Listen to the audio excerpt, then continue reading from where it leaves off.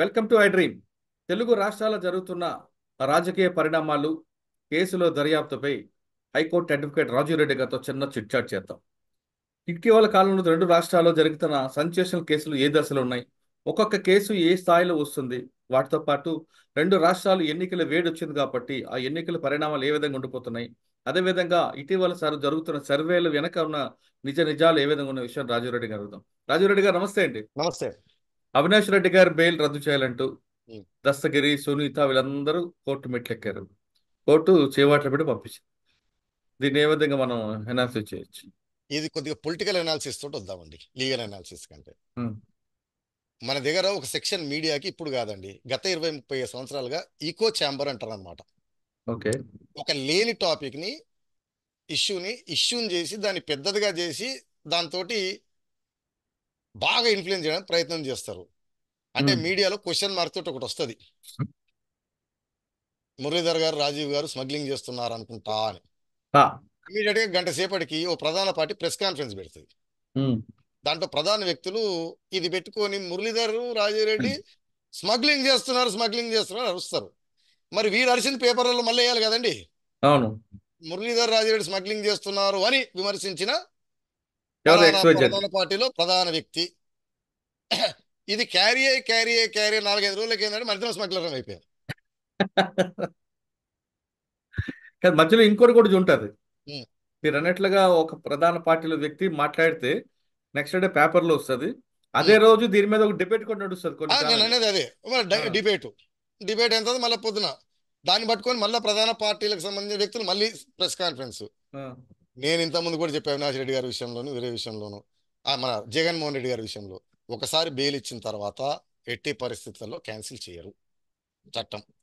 Only cancel చేయాలంటే బెయిల్లో impose చేసిన కండిషన్లను తీవ్రమైన వైలేషన్ ఉన్నా, లేదా బెయిల్ మీద తను బయట తిరుగుతూ తీవ్రమైన నేరాలు చేస్తున్నా మాత్రమే క్యాన్సిల్ చేస్తారు. అతను అజ్మల్ కసబైన ఉండనియండి. ఆర్ మూడో కండిషను, బెయిల్ గ్రాంట్ చేసేటప్పుడు పిటిషనర్ బెయిల్ వేసిన వ్యక్తి తప్పుడు సమాచారంతో బెయిల్ పొందాడన్న విషయం కోర్టు నమ్మాలి. వెలుగులోకి వస్తే మాత్రమే చేస్తారు. ఒక్కోసారి పొరపాటున బెయిల్ ఇచ్చేస్తారు, పొరపాటు ఉండొచ్చు, కానీ బెయిల్ క్యాన్సిల్ ఉండదు. ఇది ఫస్ట్. దీనిపైన మీకు అదే నేను చెప్తున్నా. రెండోది, ఒకటి ఎకో ఛాంబర్ నాన్ ఇష్యూని ఇష్యూ చేయడం. రెండోది, కొన్ని సెక్షన్స్ ఆఫ్ మీడియా ఏంటిదంటే వారు ఆ వర్గానికి చెందిన ఆ పార్టీకి సంబంధించిన ప్రజల్నే టీఆర్పీ రేటింగ్లకి వ్యూయర్షిప్కి వాడుకుంటారు. వారు నిజమైన న్యూస్ రాయడం మొదలు పెడితే ఆ వ్యూయర్షిప్ పడుతుంది, ఎందుకంటే ఆ పైత్యంలో ఉంటారు. మనం నేనింతే సినిమాలో సుబ్బరాజు ఫ్యాన్ ఉంటాడు ఒక అతను. ఆ పైత్యం అంటే ఆ వ్యూయర్షిప్ పోకూడదండి, అందుకోసం ఎంతైనా వండి వారుస్తుంటారు. రఘురామకృష్ణరాజు గారు జగన్ గారి పైన బెయిల్ క్యాన్సిల్ కోసం వేసాడు అనుకోండి, బెయిల్ పిటిషన్ వేస్తున్నాను, రెడీ అవుతుంది, వేసాను, నోటీసులు వెళ్ళినాయి, హియరింగ్కి వచ్చేన వరకు 1-2 నెలలు పడుతుంది.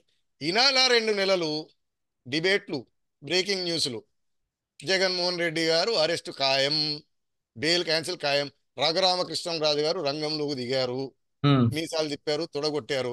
ఆయనతోటి ఇప్పుడు మనకి లైవ్ లో వస్తున్నారు రఘురామకృష్ణరాజు గారు.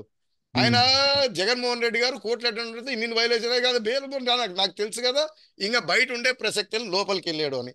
దానికి సుబ్బరాజు గారి ఫ్యాన్స్ అసోసియేషన్ ఒకటి ఉంటుంది, సంతోషపడి చూడి వ్యూవర్షిప్ కోసమే ఆ రోజు జగన్ బెయిల్ క్యాన్సిల్ కాదు. ఏమైందండి, అది అయిపోగానే న్యూస్ క్లోజ్ అనమాట, దాని గురించి టాపికే ఉండదు. అవినాష్ రెడ్డి గారిని కర్నూలులో అరెస్ట్కి వెళ్తున్నారు సిబిఐ వారు, హెలికాప్టర్లు రప్పించారు, కశ్మీర్ నుంచి జవాన్లు దిగుతున్నారు, స్పెషల్ ఫోర్సెస్ దిగుతున్నాయి, మనకి పాకిస్తాన్ లోకి వెళ్ళి సర్జికల్ స్ట్రైక్ చేసిన స్పెషల్ టీం ని పెట్టారు, కర్నూలులో దాడి ఓ రోజంతా ఊదరగొట్టారు. అవినాష్ రెడ్డి గారి పైన కేసు లేదండి, ఆ కేసు నిలబడదండి. అవినాష్ రెడ్డి గారు నేరం చేసినట్టు ఏ రికార్డులో సిబిఐ రికార్డులో లేదు, మన మీడియాలో తప్పిస్తే దస్తగిరి ఒక స్టేట్మెంట్ లో లేనే లేదు. అంటే బెయిల్ వేస్తున్నాడు అని అంటాం, క్యాన్సిలేషన్కి వెళ్ళాడు అవినాష్ రెడ్డి బెయిల్ అంటే నేను ఈ రోజు చూస్తున్నాను టీవీ5లో ఒక ఆయన వస్తాడండి, వేస్ట్ కోట్ వేసుకొని కొంచెం బొద్దుగా ఉంటాడు, నాకు ఆయన పేరు తెలియదు, ఆయన చాలా డ్రామాటిక్ గా మాట్లాడతాడు, చిరంజీవి గారిని అనుకరిస్తాడు. తిరుపతి బై ఎలక్షన్ లో విరివిగా దొంగ ఓట్లు పడ్డాయని కిరణ్ కుమార్ రెడ్డి రంగంలో దిగాడు, సిబిఐకి లెటర్ రాశాడు, సిబిఐలో దిగుతుంది. తమ్నేల్ ఏంటిదంటే పెద్దిరెడ్డి రామచంద్రారెడ్డి మంత్రి గారు అరెస్ట్ లోపల పోయాడని వస్తుంది. అయ్యా దొంగ నోట్లు పడ్డాయో లేదు ఎవరికి తెలియదు, అది ప్రూఫ్ లేదు ఈ రోజుకి. ఒకవేళ నిజంగా జరిగినా అది ఎలక్షన్ అఫెన్స్, సిబిఐకి సంబంధం లేదు. అవును. కానీ ఆయన సిబిఐ వచ్చేసింది అని ఊదర కొడుతున్నాడు పొద్దున్నే ఉమ్. అంతే. అంటే సార్, ఆయనకి అవినాష్ లేదు. రెడ్డి గారికి కేసు సంబంధం మీరు అంటున్నారు. ఆ కేసు కేసే లేదు. నిలబడదండి. ఆ కేసు కాదు. ఆ కానీ కేసు అవినా వేరండి. ఆ, శర్మిలారెడ్డి గారు కూడా చాలా క్లియర్ గా చెప్తున్నారు కదా, ఈ కేసుకు అవినాష్ సంబంధం ఉంది, అండి వివేక్ హత్య వారు కేసుతో. వారు వారి మోటివేషన్ ఏంటో, ఇంటెన్షన్, వారి బిలీఫ్ ఏంటో ఒక్కోసారి జెన్యున్ కూడా నమ్ముకుంటారు. నా దాంట్లో పోదలుచుకోలేదు. నేను యాజ్ ఎ లాయర్ నేను చూసిన రికార్డు ప్రకారము మొదటి కన్ఫెషన్, రెండో కన్ఫెషన్లో లేదు. మూడో కన్ఫెషన్లో వచ్చింది హియర్సే కింద వచ్చింది. వారు చెప్తే వీరు చెప్తే అదే వారు అన్నారని నేను అన్నారని విన్నానని. ఆ ఉమ్. దాంట్లో కూడా ఫస్ట్ అవినాష్ రెడ్డి పేరు రాలేదు, ఇంకోసారి అవినాష్ రెడ్డి గారి పేరు వచ్చింది.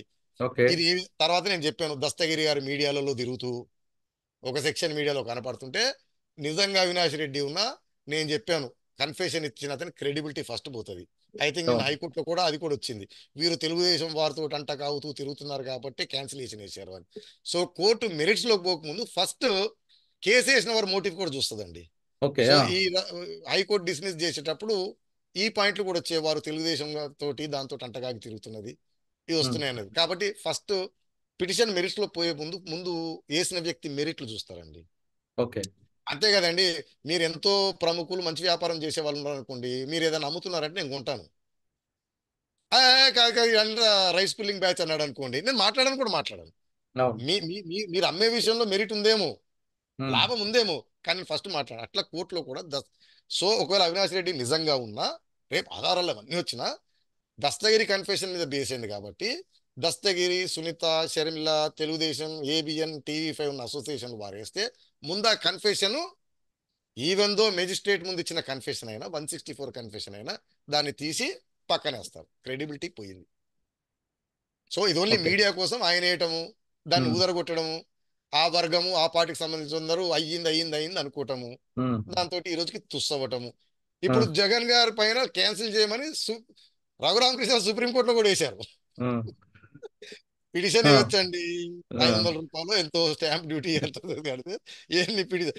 నేను చెప్పాను ఇంతకుముందు ఒక అతను గుంటూరులో వేసేవాడు కేసు, శ్రీదేవి నా ఉమ్. భార్య, అవునవును. జయప్రద నా భార్య, అవును. ప్రియాంక గాంధీ నా భార్య అని వేసేవాడు.